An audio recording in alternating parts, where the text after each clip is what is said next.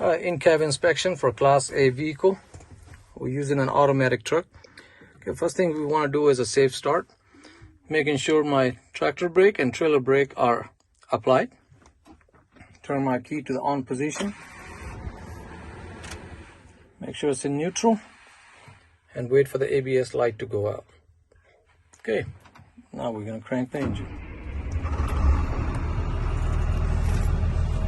We're going to start with our 15 items inside the cab.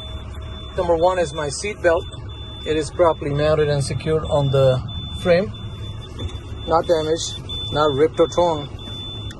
And make sure that it latches and it unlatches. My second item is fire extinguisher. My fire extinguisher is properly mounted and secured to the floor as well. It's under my seat. It's properly charged, proper range, proper type, and it's not expired. My triangles are under my passenger seat. My 3 triangles are also properly mounted and secured to the floor. Got 3 of them, not defective, proper color. And extra fuses are in my glove box right there, and I have some up here. And my horn, it is functional. My second 5 items, we're going to start with our side mirrors, left and right. Both of them are properly adjusted to me. They should be clean and no obstructions. Second item is my windshield. Windshield is also properly mounted and secure, not damaged anywhere. Should be clean, no obstructions, illegal stickers or anything. And also make sure the rubber seal all around the windshield is present. Item number 3, my wiper arms and blades. I'm just going to push this button in for about a couple of seconds until the washer fluid comes out. Okay, that tells me the washer fluid is available, but I do see the rubber blade is a little bit torn, so we'll report that to the maintenance. But my wiper arms are functional. They're not bent, broken, or cracked. No missing hardware. Item number 4 is my heater and defroster. I will bring this heater and defroster setting right here, and I will turn the heat on, turn the fan on, and check over here for the blow, and check for the airflow over here down as well.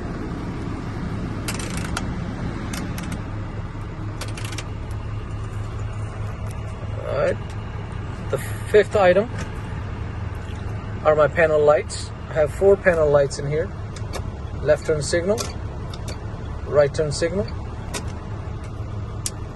4-way flashers, and also making sure my high beam works as well.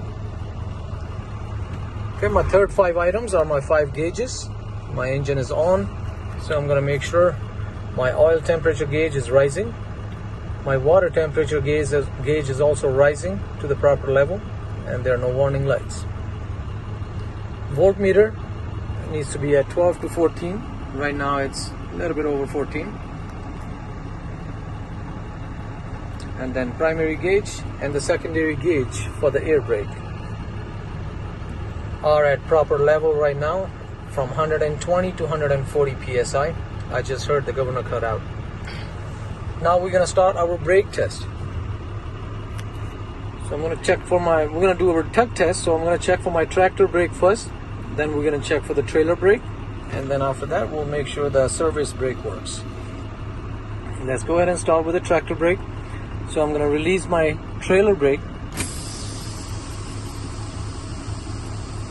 leave the tractor brake on, and press drive.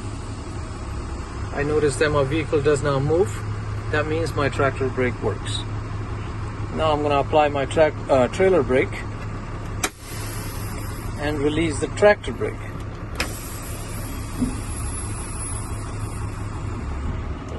Press drive. There you go, a little tug. The trailer does not move. That means that brake is functional as well. Now at this point, I don't really have much space in the front to drive 5 miles per hour, but for your test you should drive 5 miles or more, and to check your service brake, in order to check your service brake. You will release your tractor brake is already released. I'm going to push the trailer brake in too. You press in drive. You drive 5 miles per hour, and then you press your service brake to make sure your service brake works, and also make sure your steering wheel, when you're holding with 2 hands, just lightly, make sure when you press your service brake, your steering wheel does not pull you one side or the other. At that point, leave your brakes out. Wheels are chalked out there. Leave it in neutral, because it doesn't really matter if you leave it in drive or neutral. It's an automatic, it's still going to move if it's not chalked. Okay, now we need to fill our air back up again to the proper level, which is 120 to 140 psi, until the governor cuts out, and then we're going to start our air brake test.